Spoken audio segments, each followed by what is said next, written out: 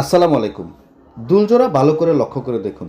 এটি আপনারা আগে দেখেছেন ওয়াশ ছাড়া, এখন ওয়াশ করে নিয়ে এসেছি মাত্র। এক আপু আমাদের কনফার্ম করেছেন সব কিছু ঠিক থাকলে ইনশাল্লাহ কালকে এটি তাঁতীবাজারে ডেলিভারি হবে, তবে ল্যাবে পরীক্ষিত হওয়ার পরে।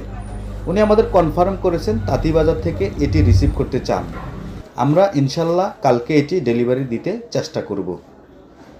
দুলজোড়ার আগে এবং পরে নতুন এবং পুরাতন পার্থক্য লক্ষ্য করে দেখুন।